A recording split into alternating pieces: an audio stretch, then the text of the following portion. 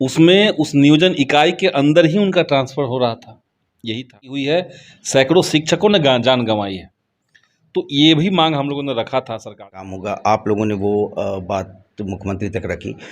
क्या लग रहा है कि मुख्यमंत्री क्या सोच रहे, क्या आने वाले दिनों में कब तक ये संभावना है कि उन्हें राजकर्मी का दर्जा शिक्षकों को मिल जाएगा, उनके ट्रांसफ़र पोस्टिंग की जो बात है वो उन्हें क्लियर हो जाएगा? इसमें तो बल्कि उसकी कुछ और डिटेल्स पे बात हुई। कन्वर्सेशन पर आऊँगा कि जो आप लोग मिले मुख्यमंत्री, क्योंकि शिक्षकों की लगातार मांग है, ये बात वो जानना चाहते हैं कि क्या मतलब आपने जिस तरह से आप लोगों ने अपनी बातें रखी, तो उसको लेकर कुछ ऐसा आप मतलब कह सकते हैं कि टीचरों को उम्मीद है, ठीक है पॉजिटिव, बट पॉजिटिव का भी एक लिमिट होता है कि आखिर कितना लंबा, कितना पॉजिटिव, और समान काम समान वेतन सबका मामला है। उस मुख्यमंत्री जी के मीटिंग के समय जो बाहर स्टाफ अगस्त को संभावना भी बन सकती है। जिस पत्थर पर बारिश पड़े मुस्तकिल तो बेशुबह घिस जाए पत्थर के सिर। नमस्कार, आदाब, सत श्री अकाल। लाइव नेशन 7 में आपका स्वागत है। मैं शादाब मलिक। बिहार में करीब 4,10,000 नियोजित शिक्षक हैं। उनकी मांगों को लेकर लगातार आवाज़ उठती रही है। हमेशा से वो इस मांग को लेकर अड़े रहे हैं कि समान काम के लिए समान वेतन उन्हें दिया जाना चाहिए। उनके जो उनकी नियोजन है उसे परमानेंट किया जाए। साथ ही साथ जो उनकी मांग है वो ये रही है कि ट्रांसफ़र पोस्टिंग की सुविधा उन्हें दी जाए। हमारे साथ मौजूद हैं युवा विधायक संदीप सौरभ।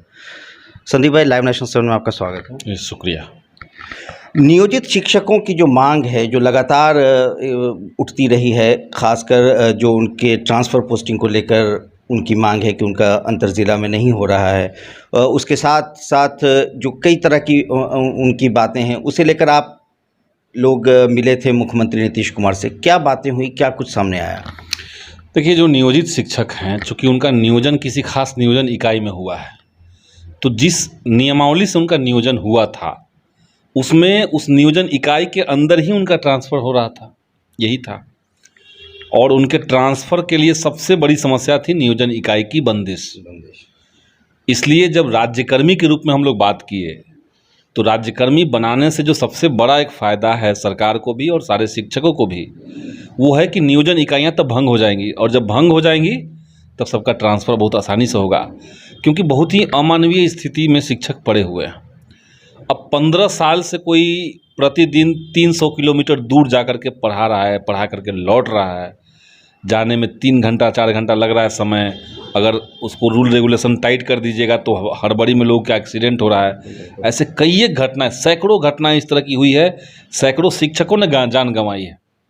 तो ये भी मांग हम लोगों ने रखा था सरकार के सामने, अभी जो 2 दिन पहले बातचीत हुई, और वहाँ पे यही हुआ है कि जैसे ही ये प्रक्रिया शुरू हो जाएगी राज्यकर्मी वाला, तो सबको ही ट्रांसफ़र पोस्टिंग का मौका मिलेगा। तो उसके लिए एनआईसी को पोर्टल बनाने के लिए फ़ंड भी एलोकेट किया जा चुका है। चूँकि इसमें बहुत सारे टर्म्स कंडीशन पहले थे, तो शुरुआत में जो पोर्टल बना वो क्रैश हो गया। बाद में फिर से दोबारा से एनआईसी को पैसा दिया गया और एक फ्रेश पोर्टल इसके लिए तैयार हो रहा है। तो पोर्टल भी बनेगा, ट्रांसफ़र भी लोगों की शुरू होगी, और साथ ही साथ राज्यकर्मी भी लोग होंगे। ऐसा इस दिशा में सरकार पॉजिटिवली सोच रही है। आप लोगों की बातें हुई मुख्यमंत्री नीतीश कुमार से, खासकर जो एक ज़माने से बात चल रही थी कि इस पर काम होगा, आप लोगों ने वो बात मुख्यमंत्री तक रखी। क्या लग रहा है कि मुख्यमंत्री क्या सोच रहे, क्या आने वाले दिनों में कब तक ये संभावना है कि उन्हें राजकर्मी का दर्जा शिक्षकों को मिल जाएगा, उनके ट्रांसफ़र पोस्टिंग की जो बात है वो उन्हें क्लियर हो जाएगा? इसमें तो तैयारी सरकार को करना है, विभाग को करना है। अब हम लोग तो एक दिशा में सरकार को ओरिएंट करने में सफल हुए हैं। बाकी उसकी तैयारी करनी है, बैकग्राउंड वर्क करना है, उसमें जो लीगल तैयारियां हैं वो सरकार को करनी है, तो वो लोग करेंगे। मेरे ख्याल से जल्दी होना चाहिए। तैयार वो प्रोसेस में तो समय लगेगा, मगर अनाउंसमेंट की कुछ संभावना लग रही है कि आने वाले दिनों में, क्योंकि 15 अगस्त पर भी बातचीत, क्योंकि मुख्यमंत्री नीतीश कुमार ने कहा कि अब मुझ पर छोड़ दीजिए। ये बातें भी सामने आई कि उन्होंने कहा है इस तरह की बात, तो मुझ पर छोड़ दीजिएगा का क्या संदेश निकल रहा है? क्योंकि आप लोग 1 to 1 देख कर बात कर रहे हैं, समझ रहे हैं। जब मामला हम लोग को लगा कि जो डिमांड, लॉन्ग पेंडिंग डिमांड जिसको हम लोग कह रहे हैं, कि ये मांग जब सरकार के सामने है और सरकार ने पॉजिटिव रिस्पॉन्स, हाँ, सकारात्मक संकेत दिए, तो इस बात पर पिंच करना कि आप कब करेंगे जल्दी बताइए, ये वाला अप्रोच हमने नहीं रखा था, बल्कि उसकी कुछ और डिटेल्स पे बात हुई। और मेरे ख्याल से हमको तो मीडिया वालों ने ही बताया कि भाई 15 अगस्त को संभव है कि हो जाए, तो हो सकता है कि हो, लेकिन हम कुछ कंफर्म नहीं, इस संबंध में बातचीत नहीं हुई है। जल्द से जल्द लेकिन होगा, ये जल्द से जल्द होने की हाँ। संभावना है। समान काम के लिए समान वेतन, ये भी बात एक बड़ा मुद्दा है। ये लगातार और बात भी सही है कि जब हम काम समान कर रहे हैं तो समानता का अधिकार है ये, कि फिर वो समान काम के लिए समान वेतन को लेकर कुछ बातें हुई। समान काम का समान वेतन, देखिए वो सिर्फ नियोजित शिक्षकों का मामला नहीं है। नियोजित शिक्षकों को तब भी एक लेवल पे पैसा तो मिल रहा है। ये तो कहिए कि आज के दौर में जो नई अर्थनीति देश की चल रही है, ये उसका क्राइसिस हो चुका है। आप किसी भी एरिया में देखिए, आप जब तक आउटसोर्सिंग बंद नहीं करेंगे, जब तक आप चीज़ों को प्राइवेटाइज करना बंद नहीं करेंगे, तब तक समान काम का समान वेतन का जो कॉन्सेप्ट है वो नहीं बन पाएगा।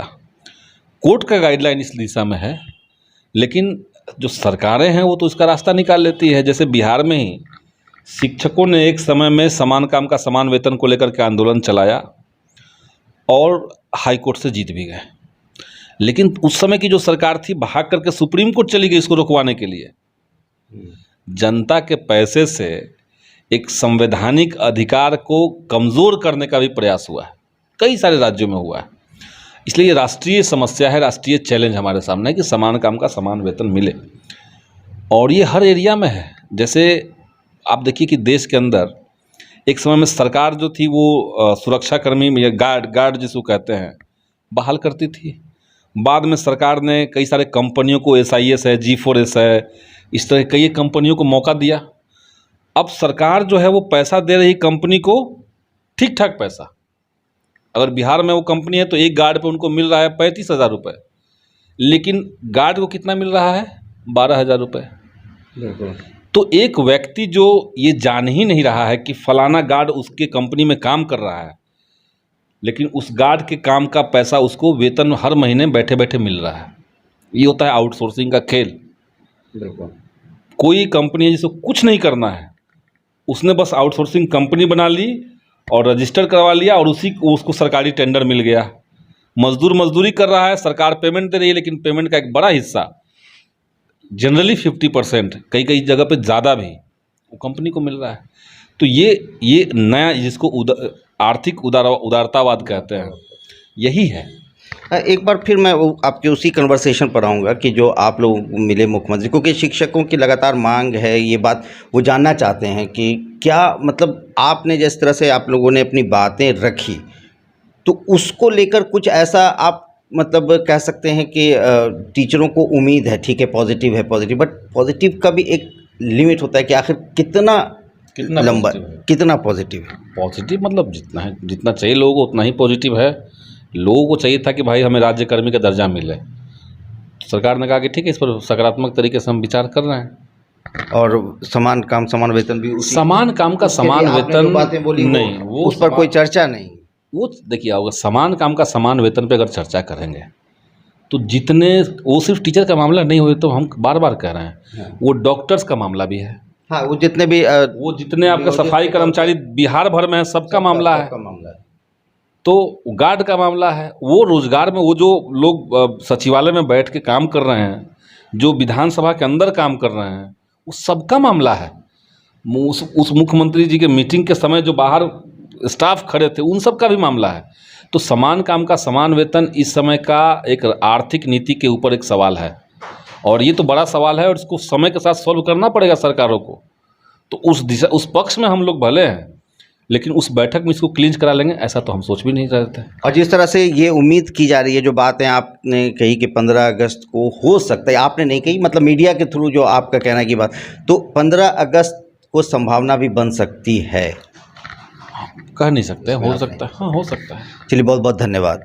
तो संदीप सौरभ जो लगातार युवाओं की बातें उठाते रहे हैं और हमेशा से उन पहलुओं पर बात करते हैं जो पहलू अहम होते हैं समाज के सुधार के लिए, खासकर चाहे वो मामला रोज़गार का हो या अभी वर्तमान में नियोजित शिक्षकों का। तो अब देखना है कि आने वाले दिनों में सरकार क्या फ़ैसला लेती है उन नियोजित शिक्षकों का जो काफ़ी दिनों से ये उम्मीद कर रहे हैं कि उन्हें समान काम के लिए समान वेतन मिले, उन्हें राजकर्मी का दर्जा मिले।